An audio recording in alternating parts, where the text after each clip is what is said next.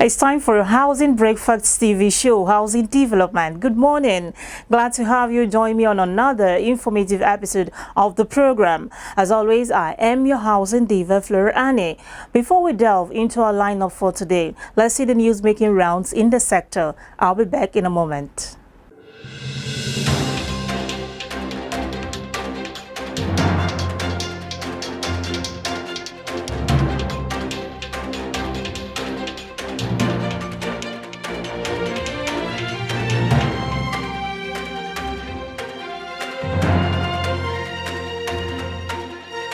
The Nigerian Institute of Quantity Surveyors, NIQS, has urged for harsher sanctions, including the death penalty, for erring professionals who cause building collapse. This was made known at the Property and Environment Writers Association of Nigeria, P1, a quarterly interactive forum held recently in Lagos. According to Olayemi Shonubi, president of the NIQS, adding life imprisonment or the death penalty to current legislation would make construction crime less appealing. He noted the rising spate of collapse of buildings under construction in recent times, accompanied by loss of lives, property, investment, and income or livelihood caused by corruption, which is a cause of worry for the nation. He, however, implored the federal and state governments to strengthen policies for obtaining planning approvals or building permits and enforcement of existing laws to ensure adequate monitoring of constructions. The Africa International Housing Show, AIHS, an annual conference of housing stakeholders organized by Housing Development Advocacy Network, HDAN, has urged political aspirants in Nigeria to prioritize housing as a vital step towards economic growth. The 16th edition of the annual show, to be held at the International Conference Center, Abuja, beginning from the 25th to 28th July 2022, corresponds with a strong universal agreement that housing construction is critical for fostering economic growth and employment generation in any nation. Executive Director of HDAN, Festus Adebayo, however, complained in a recent statement released in Abuja that most African countries do not recognize and consider the housing industry as a driver of economic progress, which is why the housing sector's contribution to GDP is the lowest in these countries. Adebayo urged political aspirants at various levels to identify housing as a vital economic growth indicator, as the sector has the potential to generate employment opportunities, increase productivity, and raise the living standards of the populace. Experts have expressed worries concerning the non-reliability and credible data to aid planning, bridge deficits, and assist investment decisions as housing insufficiency continues to rise due to population expansion, rural-urban movement, and poor governance. Despite the federal government's statistics for its own activities like the gross domestic product, GDP, and inflation rates, it was noted that the central data for housing information was still lacking, as some experts now adopt 22 or 23 million housing deficit estimates, having no data to justify it. Adedotun Bamigbola, immediate past chairman of the Nigerian Institute of Estate Surveyors and Valuers, NIEF's Lagos branch, noted that the critical challenge with data in the real estate and general is a tendency to avoid transparency and accountability in favor of secrecy or confidentiality in business dealings and issues that affect society, as society would rather prefer to rely on estimates. There is, however, a call on the Federal Ministry of Works and Housing, as well as stakeholders in charge of planning and statistics, to become more concerned on the need for accurate statistics and data collation from real estate operators.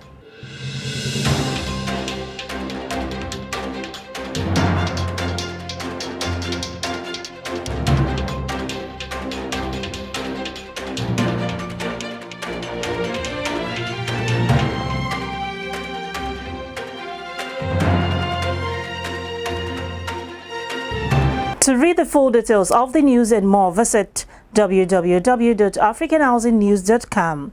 Moving on, the International Finance Corporation has expressed readiness to exploit ways to fund Nigerian real estate developers with proven track records to support the provision of affordable housing. This was made known at an affordable housing workshop for stakeholders jointly organized with World Bank Group in Lagos State. The International Finance Corporation (IFC), in partnership with the World Bank Group, has engaged stakeholders of the built and construction industry to explore solutions to critical issues facing the Nigerian housing sector and to discuss a sustainable and affordable housing market for the populace.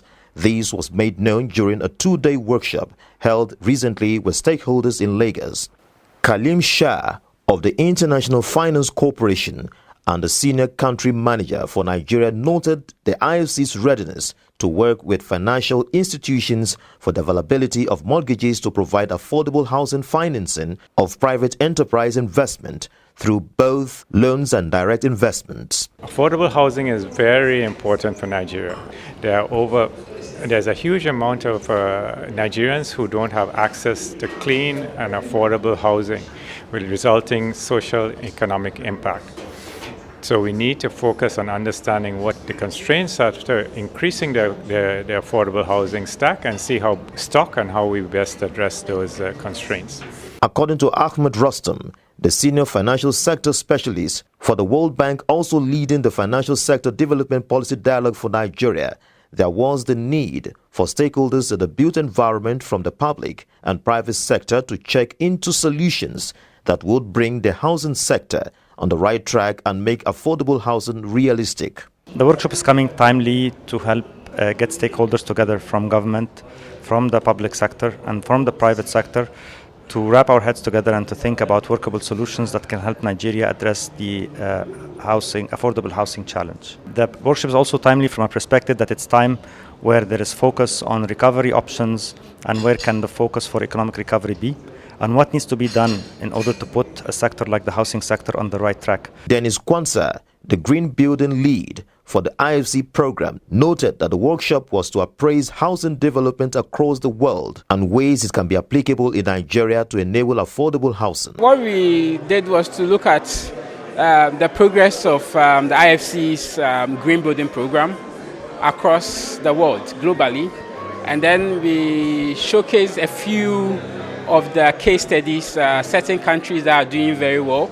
We looked at what has made those countries do well and how we can apply it to Nigeria. Femi Adewale, the managing director of the Family Homes Fund, expressed optimism on the World Bank and the IFC's partnership with financial institutions in Nigeria to shape the Nigeria's housing finance system, as this has brought together key players in the housing industry to deliberate on how affordable housing can be a reality for Nigerians. For me, affordable housing is a very generic term. It means that every Nigerian, whatever their income is, have access to a home that they can afford. Now, the World Bank has defined that, or more precisely, I think is the UN Habitat, has defined that as that they are not paying more than 1/3 of their household income for a home or a roof over their head. So if you're earning 10,000 naira a month as a Nigerian, I think that our objective as a society is to ensure that we can give you access to a house that costs you no more than 3,000 naira a month, whatever that may be, and however we get to that point. That is really what affordability is.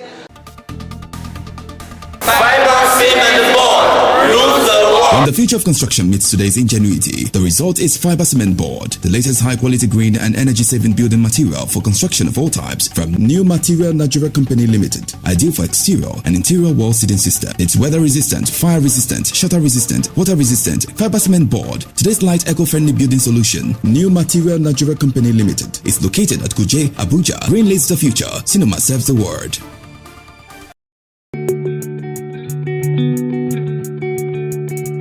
Welcome back. Access to housing is an important determinant of quality of life and human welfare, one that is both crucial to family well-being and essential to the overall health of the people. But when the houses built are far above the reach of the low-income families, what then becomes their fate? Let's watch this report. As the country's economy continues to bite harder, the number of rural-urban migration has increased. Most Nigerians now leave their comfort zone to the nation's capital to escape from the threat of poverty. However, they are now faced with a more intense challenge: affordable housing. A cross-section of residents in Abuja who spoke to our correspondent say the nature of the environment they find themselves is really challenging, as access to basic amenities in that area is alarming. Now, seriously, we are getting some problems, whereby in the security problem, secondly, water problem, thirdly, that is the most important one, light issue. The building in this place, they are too shut up. There's no space, no air. The buildings are too tied together, so I'm not comfortable. I urge the government to please, the government that we vote into office, to look into our situation. Water is the most important thing. Light, hospital. In Abuja, no fewer than 60% of residents in the city live in informal houses, which has poor quality and inadequate infrastructures. These citizens here want government to look into the issue. It is for the government, well, to have a change of mind, have a change of style, have a change of strategy, have change for policies, at least to make Nigeria conducive and make the place conducive for people to live in. So here is not where someone can live. Well, it's not our wish that we are living here. It's because of we cannot afford to pay inside town. Because sometimes you see self-contained 500,000, 800,000, which you cannot pay.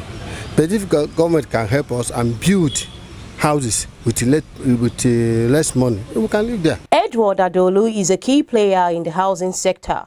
He said government needs to set straight certain measures to ensure that developers are able to contribute in improving the housing factor of the country. There are a lot of factors that need to be put in, that needs to be considered. The estate developer is ready, but what about the environment in which he operates? Are we talking of the cost of capital, the infrastructure, and even the land, availability of land? Those are the three basic things that an estate developer needs before he can boast of providing affordable shelter. Housing is one of the basic essential factors of living. And for any nation to join the league of a developed world, housing as a basic human need should be at the front burner.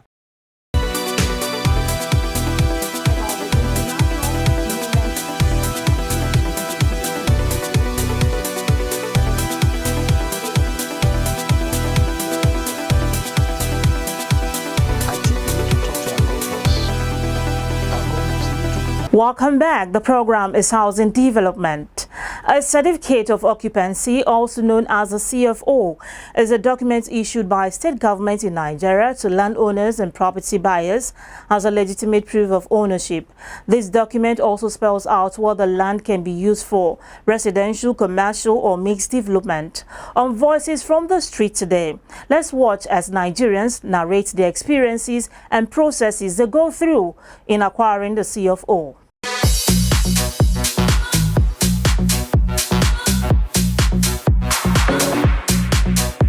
The meaning of CO4 is certificate of occupancy, and it's very, very difficult to get it by the average person here, especially in the FCT. Because CO4, the process, the bureaucratic process about getting the CO4 is very difficult. I've just done a CO4 recently, even at the local government level. It cost me a lot of money, and even up to now I've never got it at the local government level, not to talk of at the FCT, right? So they should make it in a situation whereby even online, you can apply certificate of occupancy online and make submission online. It make the government official not to frustrate any process, that you can get your CFO with ease. CFO means certificate of occupancy, and basically what I know is just a little bit. I know that you have to go to the development authority to get that particular document. Then they will check if they have cleared the documents at their own end, if it's maybe available for residents, if that's what you want to use it to do, or depending on commercial purposes, if that's what you want to use it to do. Then I think you have to pay them a fee for getting the certificate. Then they clear you, and then I guess you're ready to build your house. CFO is a certificate of occupancy. It's literally a document handed over to someone who buys a property or owns a property as to the procedure of acquiring a CFO. From the little I know, I think it's a complicated process. To acquire certificate of occupancy here in Abuja is a very difficult one because the process is very long. When you go to the what do you call it, FCDA, that's where you AIHS. It's either FCDA or AIHS. I have friends that went there to collect it. They went through a hell of stress before they can collect it. CFO is certificate of occupancy, which is issued to any person, the owner of a building or plot of land or whatever, a property, landed property in Nigeria. But the process is quite difficult in Nigeria. So many orders, especially because of the bottlenecks. For you to get it directly is very difficult. You need to go through, some people. Just like normal Nigerian corruption factor. To get it, you go through a lot of problems. Getting CFO is not that easy. You apply for many years, you go and come and all that. So I don't really think that it's really working or will have it. I don't know, except if the government can look into it. I think a lot of processes here in Nigeria is usually tedious. If you don't really know someone in there, that's number one. Number two, if you don't really know the ropes. And then number three is if you don't have money. Because like a lot of times when you go there, the officers usually, the people there, the workers, the administrators, they could usually just do it, without, putting you through long process. But because they want to get money from you, right? So they'll let you go 1 month, 2 months, 3 months. And then they'll give all these other agents the opportunity to be scamming people with that sea of whole thing. Nigeria here actually is not easy to get that because it involves a lot of processes. Moving from ages, FCDA to get this, to get that. In fact, you need to even in form of bribing or to see some officials before that certificate can come out. CFO certificate of occupancy. I really think it's not very easy to get it, even when you are acquiring a legit property.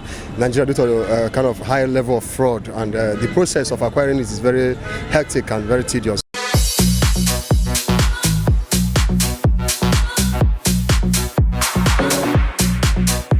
Voices on the street there, Nigerians explaining the cumbersome procedures in obtaining the certificate of occupancy. We do hope the relevant agencies are watching and will do the needful to make the process of obtaining CFO less cumbersome. Coming up next is Urban Shelter AIHS Resettlement Market, one of the largest shopping and retail centers within the FCT. With over 30 years of expertise in the built and construction sector, Urban Shelter Limited has constructed a modern market as part of ways to contribute to the commercial needs of FCT residents. AIHS Urban Market, sitting on a 4.6 hectare of land, housing shops of various sizes with 2,335 shops, guarantees a variety in retail, work and recreation. The modern yet open design allows for simple shopping, banking, neighborhood activities and formal office spaces, all integrated to provide a welcoming environment to fulfill every customer's demand. In an interview with Yakubu Mohammed, the project manager of the AIHS Urban Market, he discussed the many types of stores and how AIHS Urban Market is contributing to the commercial sector, noting that the market's ancillaries are there to help businesses run smoothly and comfortably. AIHS Modern Market is sits on 4.6 hectare land. We are building shops of various sizes between 5 to 125 square meters. The concept is actually a modern concept. That's why it's termed Urban Modern Market. This is our own contribution, another contribution by Urban Shelter to add to the commercial niche of the FCT. We have various shop types ranging from open shops, luxury shops, shops to cater for our everyday needs, provisions, electronics, what have you, and even office space accommodation. So the idea is not just a market setting, but also an office setting. And we have ancillary facilities we have the fire station, we have a police post. So it's going to be a very serene and very safe environment for everyday shopping and work experience. We have even the malls. The luxury malls have even elevators to take you to the upper floors. We have a total of 2,335 shops. Majority are 10 square meter shops, and the reason is to try to make the shops as affordable as possible so that you can bring your wares to sell in the market. The market's distinguishing feature from the contemporary market, according to Yakubu, is that it is all-encompassing, spanning not just retailers, but also offices and banks, with a flexible payment plan. The payment plan, we have outright payments, we have installmental payments so that we ease the payment. We know how the economic situation is, so we also have installmental payment. In an interview with the project supervisor, engineer Al-Amin Adam, he further talked more on the distinctive features of the Apo urban market. Another thing that makes it unique is the fact that, other markets, you see them with, when the NEPA goes, everyone comes out with his generator. We try to face that out here. We have central, generators, at different locations, that when the NEPA goes off, it starts immediately. You're watching Housing Development.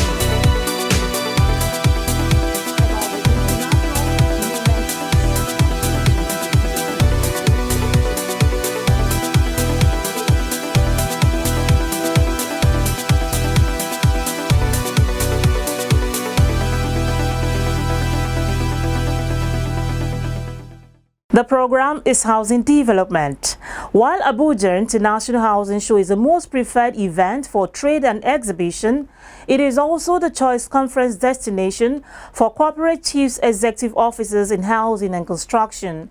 A special section called the CEO's Forum is the biggest convergence of important personalities sharing ideas, experience, and expertise on how to lead a more effective and financially inclusive industry. This event hosts over 200 CEOs from various companies and firms in the housing, construction, and business industries across Africa and the world.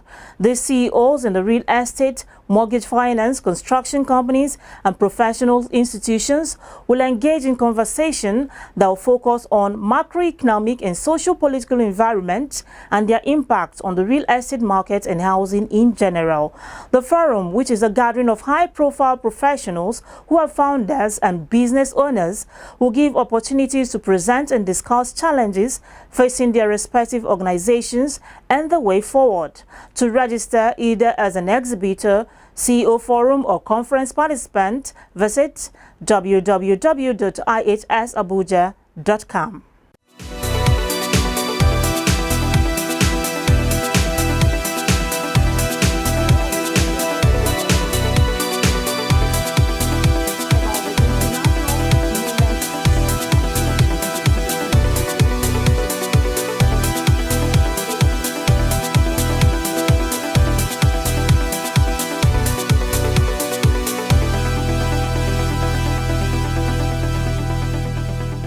The program is Housing Development. Coming up next is Abuja International Housing Show report. Africa International Housing Show is Africa's biggest housing and construction expo. It has emerged as the largest housing and construction event showcased out of Nigeria, with over 30,000 participants every year. The show features product presentation, an exhibition of science, technology and innovation, building technology for affordable housing, modern construction, among others. The event gives exhibitors the opportunity to introduce new products and meet the right buyers. The event has paraded the highest number of professionals and government functionaries. The African International Housing Show creates opportunity for the exchange of ideas and proffering of solutions to various barriers of housing development. It creates opportunity for direct exchanging of finances, potential partners and investors from all over the world. Over the years, Companies who are leading brands in the housing industry have competed to be among the sponsors as they see this platform as the best place to be when it comes to the housing industry in Africa. The next edition of the show comes up on the 25th to 28th of July 2022. Missing this unique opportunity is not an option. Register today at www.ihsabuja.com or call +234 816 657 0090 for more inquiries. Africa International Housing Show, the largest housing and construction event in Africa. Be there.